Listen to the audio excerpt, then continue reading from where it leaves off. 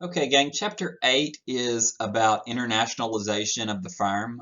We are going to look at decisions about going international, the approach, the entry mode, if you will. So, do we just export, or do we build our own location, or do we partner with someone? How do we go into a country? We're also going to look at the structure of companies, like how should companies structure themselves to be set up for international success, and it depends a lot on what they're trying to do. However, before I do that, I want to give some economic geography background, and if you flip through the slides and feel like, hey, I really know this stuff, you can skip through most of this. But I think that a lot of students don't have a really firm handle on what the world is like. And in MBA classes, it's a lot of you guys do, but consider this a background kind of primer on what's going on around the world. And we're going to use this to kind of set up because based on the type of location you're going into, your strategy is going to change. So this first slide just shows the comparative size of different economies around the world. So, it doesn't track population. If you Google the top 10 largest countries by population around the world, you wouldn't get the top 10 biggest areas on this slide. There's quite a bit of difference in terms of average income in a country. And so, based on this measurement, the United States is the largest economy in the world. There are other measurements that put more emphasis on food and necessities and purchasing power of those type commodities that would make China the biggest economy in the world. But they're the biggest too, no matter how you slice it. And then you can kind of see some other countries that are really large. And so Japan is third largest, and it looks like Germany's fourth. And you can kind of see where the rest of the world shakes out. You can, if you want to, compare that to this slide. This is some more recent data. This is 2022. And you can see that the United States and China are the darkest green, so that means that they have the largest GDP. Of course, that's not adjusted for population, so the size of the population is going to really matter, right? India is a fairly low-income country, although they've grown a lot in the last 20 years. But they're also one of the world's largest economies, and so you don't want to kind of get that wrong by looking at these colors. India has a population of 1 billion people, and so that's driving some of this. What this slide shows is the average annual GDP per capita growth rate for the period from 1990 to 2017. So what it's showing you is, on average, are people in the country getting wealthier or poorer, and how quickly is that happening? So you can see the dark green colors, and the green colors are good. So we're seeing positive things happening in places like China, and you can see a lot of growth in Asia and Northern Africa and Eastern Europe. A lot of economic growth there. The wealthier countries on the planet, so the United States, Western Europe, Japan, Australia, Canada, those countries have grown slower. And there are some reasons for that. The primary reason is that once your economy is developed, then it becomes harder to grow quickly. You've kind of made the gains that occur more rapidly. Economic growth follows technological progress, and technological progress continues, but the impact that it has on people's lives hasn't changed that much. And you can think about that by thinking about things like lifespans. The lifespans of the average American increased a ton until like about 1970, and it's continued to increase since then with scientific advancement in the medical field, but it's definitely slowed down. And so while there are, information technology gains that we've made, basically the pace of technology, at least the technology that impacts the overall wealth level of the country, is not as fast as it was, even though we still see some positive signs here. And so the expectation is that once countries like China get to a developed state, it's going to become much harder for them to grow. And there may be some caps on a place like China that, based on form of government and different aspects of the society, that put a lower cap on that than Western democracies. Although that is very unclear, and it may be just the opposite. But as for now, China's been growing at a very rapid pace, and you can kind of see the other countries that have done so as well. Countries that have not done as well, the paler the country, and so Russia has really kind of been flat. You can even see some countries that have really struggled, and so the red is South Sudan. I'm not really sure where that estimate comes from because South Sudan was not a country in 1990. Maybe they're comparing it to the Sudan as a whole. I don't think that's the case, but it's possible. And then the DRC, Democratic Republic of the Congo, is an orangey color, which means that they have not been doing well. So you can kind of see the differences there. But one thing you should know is that lower income countries can grow faster. Partly that's based on technology. The other thing that's based on is if you think about a 10% increase in income. Well, in a low income country, let's say a country that's making $10,000 a year, you just have to increase by $1,000 to get from 10,000 to 11,000. But a 10% increase in income is like if you're making $40,000 a year, that's a $4,000 increase. And so that might be part of the explanation as well as to why lower income countries have a higher growth rate. Okay, really cool slide. More people live inside that circle than outside of it, and interestingly enough, that circle is about at least 50% water, and so that's where half the world's population is located. Coupling that information with what we saw about economic growth, we can see that the economic epicenter of the world is moving east, right? In the year 2000, it was probably in the United States, and we just can't say that anymore. It's really spread out, but also concentrated in East Asia. Now we're going to leave the purely economic data and look at other characteristics of countries that might make it more difficult or easier for multinational companies to enter there. And so the first one we're going to look at is easy to get your head around. It's attitudes towards foreigners. Some countries are very welcome towards foreigners. Some are not as welcoming. And you can kind of see the map there based on some surveys that have been done. You can see places that are more or less welcoming. Some of these are, maybe a little surprising because you'll see countries that border each other with a huge difference, right? Brazil, extremely welcoming to foreigners, but Venezuela and Bolivia are not so much.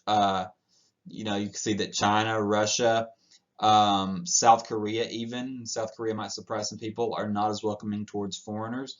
The United States is fairly welcoming, but not as welcoming as certainly our neighbor to the north, Canada.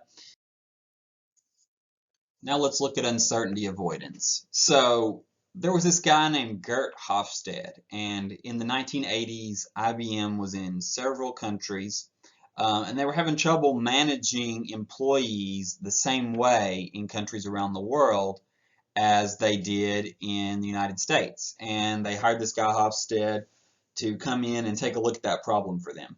Hofstede did an analysis, and he came up with 4 cultural dimensions, and that's since expanded to 6 or 7 different cultural dimensions. And he says that societies vary based on these cultural dimensions. And so those cultural dimensions, the original 4 were uncertainty avoidance, individualism versus collectivism, masculinity versus femininity, which it doesn't just mean favor male versus female, although it might have implications for that. And then the 4th one was power distance. And all of those have a big impact on how you manage employees. So the first one is uncertainty avoidance. And Uncertainty avoidance is the degree that people are comfortable with newness, with risk, with not knowing what things are going to be like going forward. In the United States, we have fairly low uncertainty avoidance, and you can kind of see around the world, certain countries, especially Eastern Europe, Latin America, are known for higher uncertainty avoidance. The Latin European countries actually have higher uncertainty avoidance. And so, are you comfortable in new situations, doing new things, where the future is unknown, where it's kind of up for grabs as to what is going to happen? Is really going to drive how you want to treat employees, how you want to handle change, how you want to, strategic change and acquisition. How do you handle that? So uncertainty avoidance is going to be a big deal there. In addition to Hofstede's dimensions, there are some other kind of attributes of countries that might make a difference in how you manage them. This one is emotionality. Basically, how much of your emotion do you show? It might even be how much emotion that the countries, people in the countries even have when they experience certain things based on, kind of the way people were raised. But it's definitely how much emotion people display. So on this one, you can see that the United States is actually the highest country on earth in terms of emotionality. A low country is Russia. If you are dealing with people from a low emotionality country, you might not get the feedback on their face that you expect, and you wonder if they've really, Americans might wonder if they've really kind of heard you and internalized what you're saying, and whether, it matters to them, because, if they don't express much of an emotional reaction. By the same turn, going the other way, if you're from a less emotional society and you encounter a very emotional society, you can be freaked out by it, right? It's like, wow, that was a completely overwhelming response to what happened. And you can really think people are kind of not, in control. And so, that's emotionality. Another one that's really important is legal system heritage. And I'm going to offer an opinion here, and you may see it as a little biased coming from an American, but certain legal systems tend to be more conducive for business than others. And at the very least, you need to understand that, if you go to a country that doesn't have, the United States has common law legal system. If you go to a country that doesn't have common law legal system, what's required of you, what's required of the legal team on your organization is very different. Now, overall, in terms of the economic environment, a common law legal system is one where the courts make laws based on some underlying principles subject to statutes, but they can interpret the laws and make laws in the court systems. This tends to be very beneficial to business activity, because it's really kind of hard to codify things in advance, especially in a changing society where technology is changing, where just different issues that are going to come at businesses change. It's hard for legislatures to put all that stuff into, to put it all into law before it happens. And so what a common law system is it's kind of stretchy, and you take the underlying principles, and the courts make decisions based on those legal principles. And so common law turns out to be pretty good for business. You see it in countries around the world that are part of the former British Empire. So these are basically like English-speaking places and places where there were English colonies around the world. And then the rest of the world is divided into a few things, but mostly it's civil law, which is kind of what I was talking about, where the the legislature has to make a statute before something is right or wrong. It makes criminality easier. In other words, it's easier to be unethical in these countries that are under civil law because you can find loopholes and do something, and then the legislature has to go back in the future and say, okay, you can't do that anymore. Whereas, under a common law, you can kind of make it up as you go along a little bit. So you'll notice that the United States is common law. You'll see a couple places in the United States and Canada where France had a big impact that are mixed, common and civil law. And those places are Louisiana and Quebec. And you may know this, but there's a school in Louisiana, I think it's University of Louisiana, maybe Louisiana Tech, the Raging Cajuns. And Cajun is what the people in Louisiana call people that came down from Acadia, and Acadia is a region in Quebec in Canada. And so Cajuns are actually, of French descent from Canada. And so those two areas kind of have a mix of civil and common law. And if you go to New Orleans, you'll notice a society, a culture that is in a lot of ways distinct from the rest of the United States, and it reflects that legal system to a large extent. There are other ways of organizing societies in terms of their legal systems around the world.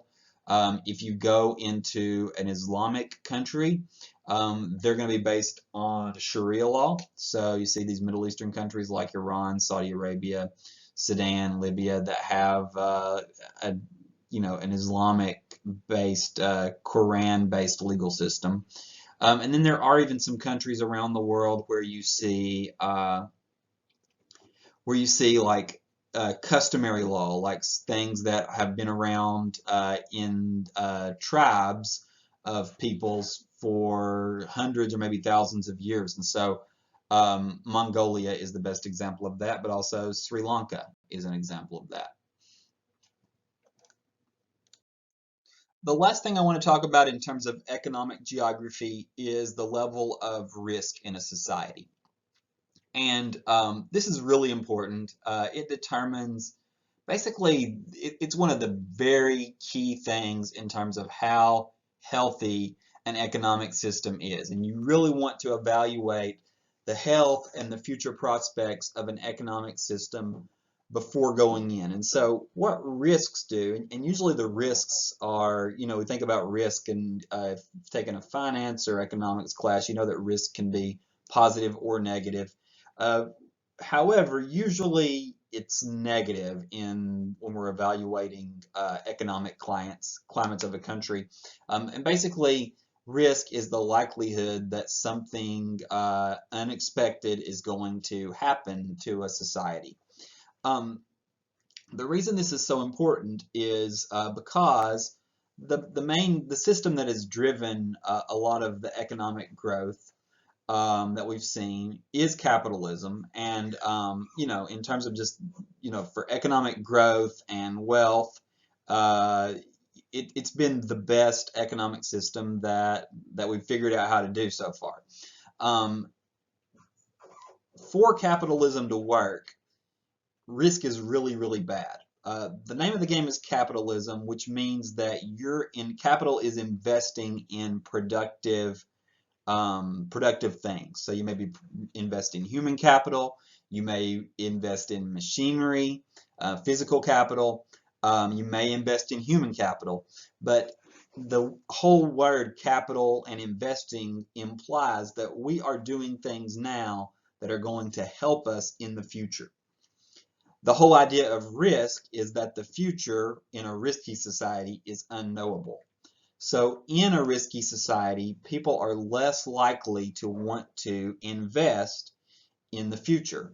And this just hits in a lot of ways. It's entrepreneurs not wanting to take a chance on the small business because they don't know what the economy is going to do, or if the government, even if it's a local government, is going to come in and swoop in and take what they've created, or there could just be, there's a lot of corruption in the society, and so there's just lots of reasons to think maybe an economic downturn is likely, and the business would be wiped out that way.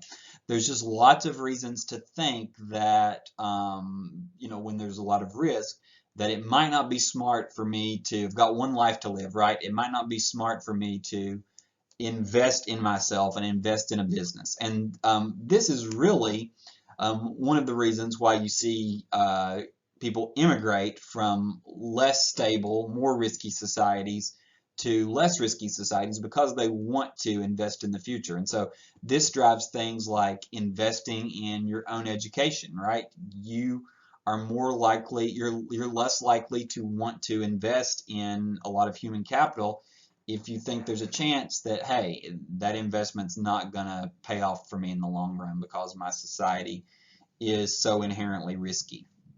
Okay, so that's why this is important.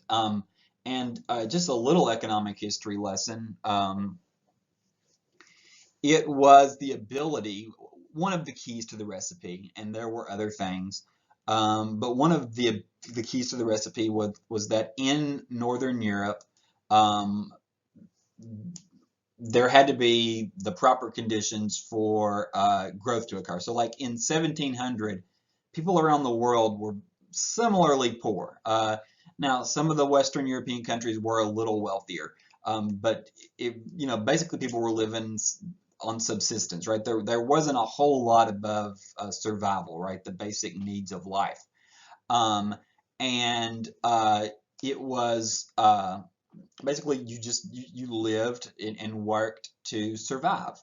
And it was only when the rule of law made things stable enough so that people could invest in the future, right? Could save and invest in the future, that we started to see growth, right? You started to see investing in businesses that could stand the test of time, that could grow and increase and generate more profit. People could invest longer term in their education. It wasn't just for the very elite in society, which, their lives were pretty secure, so they were investing in their education. But when that came down to lower levels of society, it worked out better. And it actually goes back to the last slide, which was about common law. And the common law system in England proved to be pretty good at reducing risk for people, at protecting property rights, at reducing corruption, so that people could invest in the future. So we've got political risks and economic risks. Political risks stem from instability or weaknesses in national governments and governments that may be hostile to foreign businesses. You could subsume like corruption under there. It could be government corruption. It could be like the mob. One country that, for an example of this, is Italy. In Italy, the northern part of Italy is much wealthier than the southern part of Italy. And it's not coincidental that that there's much more crime, more organized crime in lower Italy, basically the part of Italy south of Rome, than there is in the northern part of Italy. It's very integrally related to the overall success of those two respective parts of the Italian economy. Okay, there's also economic risk. Economic risk stems from the stability of a country's money system, regulatory policies, property rights protections. Inflation is a big one going on in the United States right now. The future's unknowable. That is going to, in some respects, chill economic activity because it's really hard to kind of see how things are going to pan out in terms of the value of the dollar. What's that going to look like 5 years from now? How far is a dollar going to go? And it makes people a little bit uncertain about what and how they should allocate their wealth in terms of the future. So, if inflation's very predictable, and we know, hey, inflation is every year going to grow at a 5% rate, which we might think that's high and it's not great. But as long as you know, that's not a risk. But when you don't know, then it affects your decision making. All right. There are exchange rate risks as well. So I'm just going to read this. Exporters experience a rising demand for their goods whenever their currency grows weaker relative to the importing country's currency. And then exporters experience a falling demand for their goods whenever their currency grows stronger relative to the importing country's currency. So basically, like when the dollar is cheap, when it's getting weaker compared to like the euro, people in Europe want more of our products, right? That's kind of the idea here. When the dollar gets stronger, we can afford more of foreign companies' products, and so when the dollar gets stronger compared to a foreign currency, you can like take a vacation there and spend your money there because it goes further, right? And you're going to be like, hey, I'm getting great deals here. So that's what we mean by exchange rate risks. Okay, so I hope you get a flavor from all of this that we're not like everybody else, right? The United States is different. Every country around the world has its own distinction. Some countries are very similar to each other. The United States and Canada are extremely similar to one another. Countries in Latin America, say, Honduras and Guatemala, have a lot of similarities. But between countries, there are a lot of differences, and international managers have to take these things into account. They have to take into account things like differences in economic levels and economic growth, differences in government policies, differences in the underlying culture, things that we can't really immediately observe, but things like uncertainty avoidance, power distance. I didn't talk about power distance, but how the employees at the bottom relate to employees on top. What that gap is like and how comfortable employees and employers are collaborating with each other. That's one. Masculinity, femininity. I didn't talk about that one either, but in masculine societies, people tend to have a large desire for achievement and getting ahead and kind of winning and moving up. Whereas in more feminine societies, it tends to be more, you don't live to work, but you work to live, and it's more maybe focused on comfort and a comfortable lifestyle. And so, societies vary in terms of that. So that's going to affect things like compensation packages, what kind of intrinsic rewards work, etc. You've got to understand your context. You've got to understand how different contexts are around the world when you're engaging in international business.